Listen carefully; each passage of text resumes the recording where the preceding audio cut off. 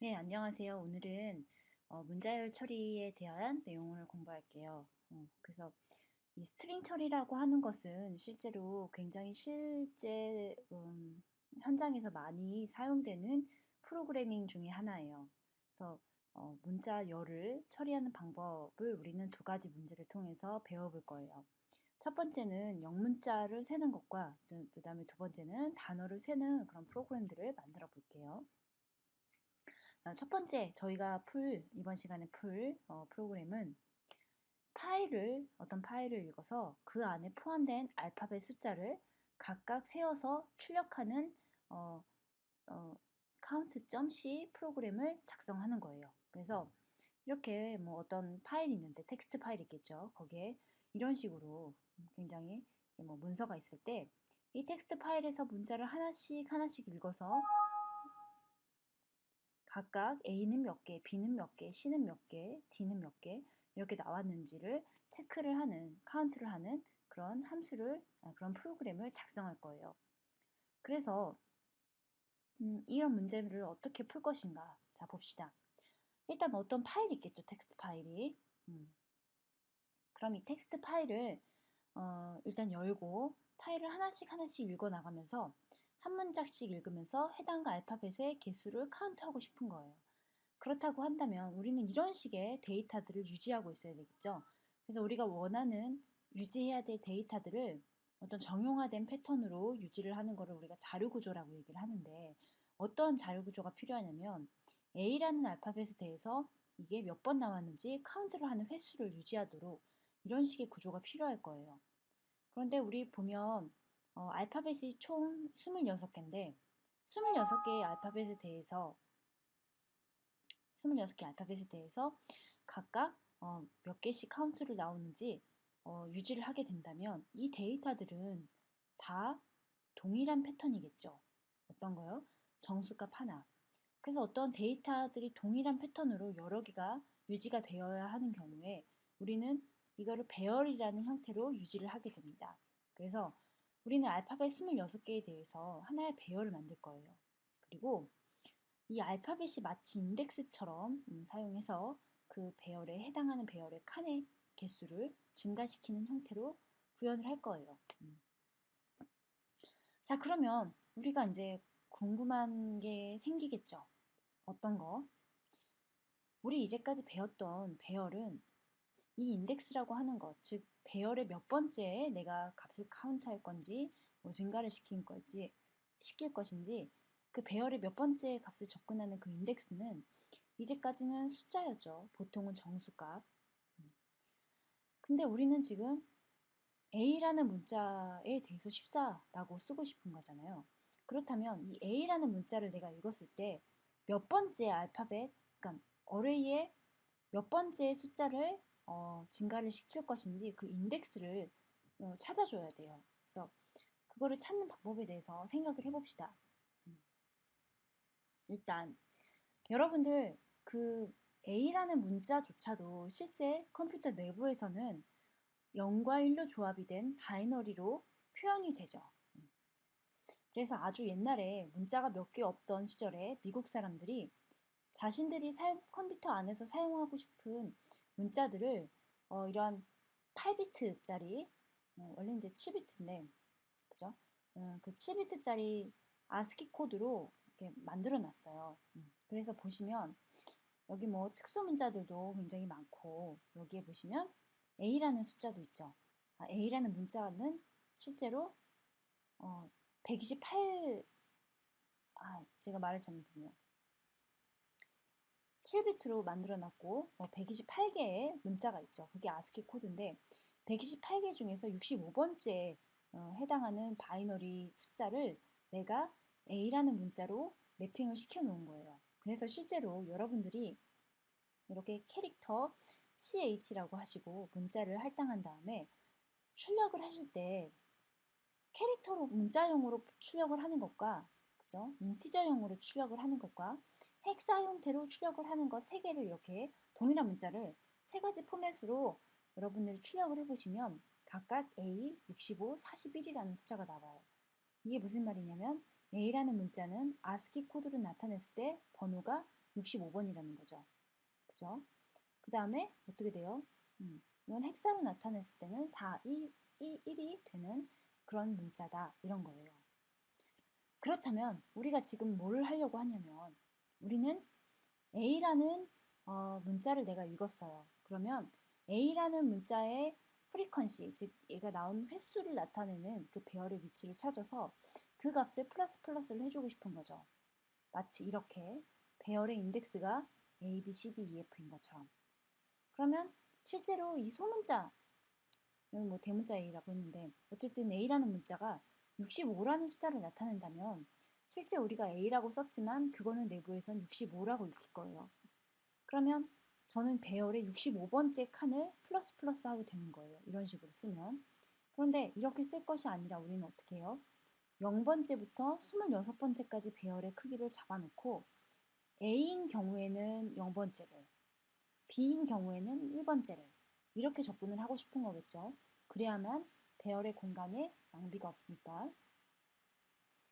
그래서 우리 A라는 어떤 문자를 읽었을 때 그 숫자를 0으로 바꾸고 싶다. 그러면 어떻게 하냐면 조금 이따 배우겠지만 이게 파일에서 한 글자, 딱 한 문자를 읽어오는 함수예요. 그래서 fget를 하면 어떤 문자 하나를 읽어왔는데 그 문자에서 처음 시작할 문자를 빼주는 거예요. 그러면 어떻게 되냐면 만약에 내가 A라는 소문자 A라는 것을 읽었다. 그럼 A 빼기 A 이것도 65고 이것도 65니까 뺐을 때 값이 0이 나오겠죠. 그래서 0이 나와요. 반면에 B라는 문자를 읽었다. 그러면 B라는 문자는 당연히 숫자가 66이겠죠. 그럼 66 빼기 65가 되니까 어때요? 숫자가 1이 나오는 거예요.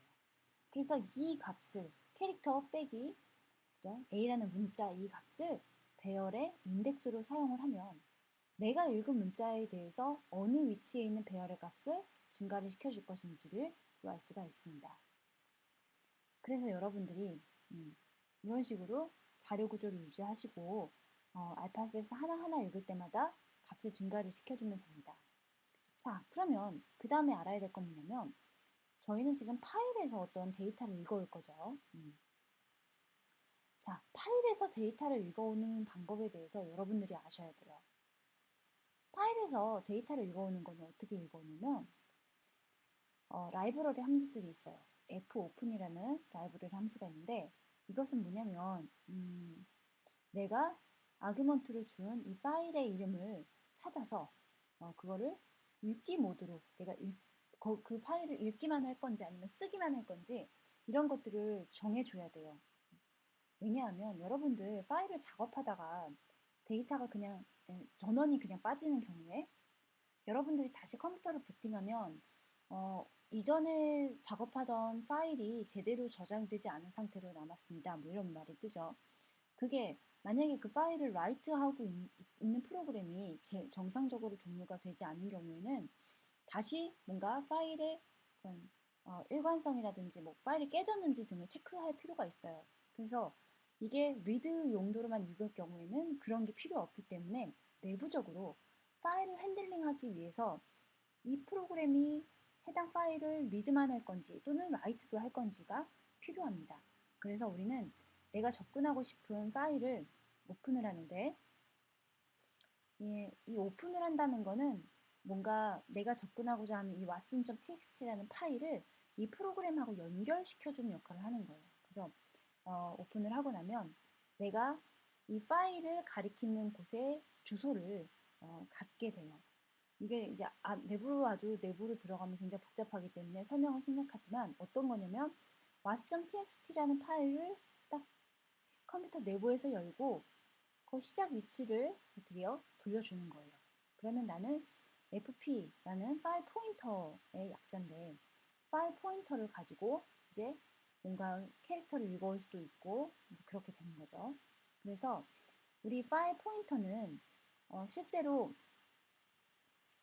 이제 어떤 내가 지금 이 파일 포인터 fp에 대해서 좀 설명을 해야 되는데 어떤 거냐면 실제 시스템에서 파일을 오픈하면 이 파일을 관리하기 위한 자료 구조가 하나 생겨요.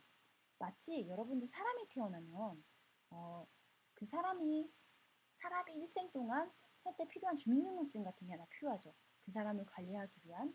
그래서 여기에서도 내가 파일을 하나 읽으면 그 파일이 열려 있는 동안에 관리해야 되는 증이 하나 생기는 거예요. 그래서 그 공간에 뭐 이 파일은 이름이 뭐였고, 이 파일은 지금 미드 전용으로 익혔고, 이 파일은 뭐 크기가 얼마고, 이러한 정보들이 쭉쭉쭉쭉 써져 있어요. 그 공간에 주소값을 넘겨주는 거예요. 리턴 밸류로. 그러면 그 주소값을 내가 저장을 하겠죠. 그죠? 그러면 그 자료 구조, 즉 파일을 관리하기 위한 주민등록증 같은 자료 구조의 이름이 대문자 파일이라는 스트럭트예요. 그러니까 그 자료 구조의 이름이라고 생각하시면 돼요. 파일이라는 형태의 데이터가 하나 생기고 그거의 시작 주소를 내가 받아온다. 그래서 오픈이 제대로 되었으면 FP에 널 값이 아닌 제대로 된 값이 이제 돌아올 거예요. 그러면 우리는 이제 뭘 할 거냐면 파일 엔드 오브 파일, 즉 FP가 가리키는 그 파일에 지금 내가 다 읽어서 끝이 아닌 경우에, 이게 낫이 붙으면 아닌 경우죠. FEOF는 이 지금 FP가 가리키고 있는 파일을 내가 끝까지 다 읽었는 경우에는 end of file이라는 함수는 그걸 체크해 주는 거예요. 내가 파일이 어디까지 읽었는지. 그래서 끝까지 다 읽은 상태라면 그렇다고 이제 여기에 값을 돌려주겠죠. 그러면 만약에 end of file이 아닌 경우라면 나는 계속 어떻게 파일을 읽어나갈 수 있는 거예요. 파일을 읽어나가는 것도 함수를 통해서 읽을 수 있어요. 우리가 이제 대표적으로 사용하는 것 중에 하나가 fget라는 건데, 이것은 뭐냐면 내가 지금 열어놓은 fp, 파일 master.txt에서 캐릭터를 하나씩 읽어와라, 이런 뜻이에요. 그래서 파일을 접근하는 함수는 대부분 다 앞에 f라는 게 붙어 있어요. 우리 보통 f라는 이름이 붙어있지 않는 이런 라이브러리 함수인 경우에는 키보드라든지 모니터로부터 뭔가 데이터를 읽고 쓰는 그런 작업을 하는 함수죠. 근데 그걸 똑같이 뭐 모니터가 아니라 파일에 저장한다든가, 키보드가 아니라 파일에서부터 읽어온다든가, 이런 작업을 하는 함수들은 원래 있던 함수에 f만을 붙여서 대부분 이름을 지어놨어요. 그래서 f 게시를 하시면 함수로부터 한 문자를 읽어와서 리턴 밸류를 돌려줍니다. 그럼 우리는 캐릭터 ch라고 하나를 선언해서 그 돌아온 캐릭터를 하나 저장을 하죠. 그리고 제가 이제 푸 캐릭터라고 해놨는데 이것은 모니터에 그 캐릭터를 다시 출력하도록 해주는 거예요. 그래서 이 프로그램을 돌리고 나면 실제로 watson.txt에 있는 파일의 내용들이 실제 모니터에 다 보여지게 됩니다. 그래서 그렇게 쭉쭉 파일을 차례대로 읽어가다가 끝을 만나게 되면 말문이 끝나게 돼서 어떻게 돼요? F 클로즈가 되는 거죠. 클로즈가 되는 게 아니라 이쪽 라인으로 들어옵니다.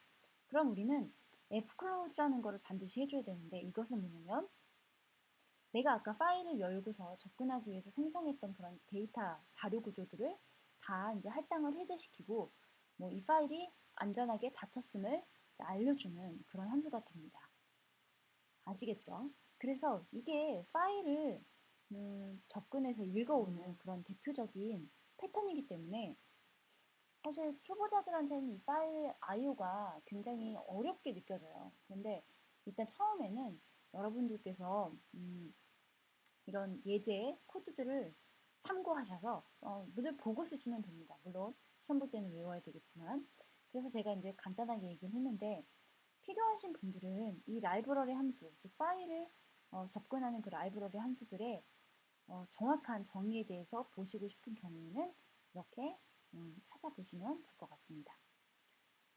그래서 여러분들은 지금까지 배운 것들을 바탕으로 뭐를 하시냐면 파일에서 어떤 한 문자를 읽어와요. 뭔가 파일을 열겠죠.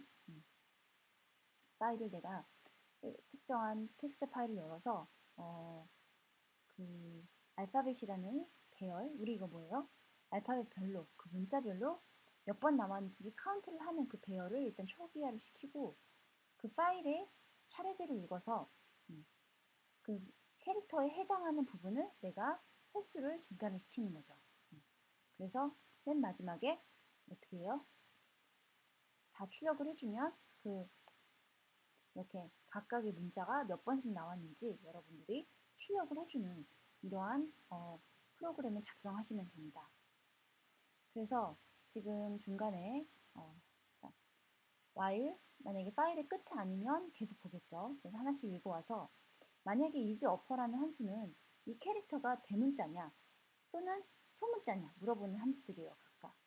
그래서 우리는 이 대문자 A든 소문자 A든 다 똑같이 개수를 셀 거예요. 그러니까 대문자 A하고 나중에 소문자 A가 나왔다면 이건 두 번 나온 거예요. A라는 숫자가. 그렇죠? 그래서 마지막에 출력할 때는 대문자로만 표현해서 출력을 하도록. 그래서 여러분들이 여기 빈칸에 알맞은 숫자들을 채워 넣으시면 될 것 같습니다. 네, 그래요. 감사합니다.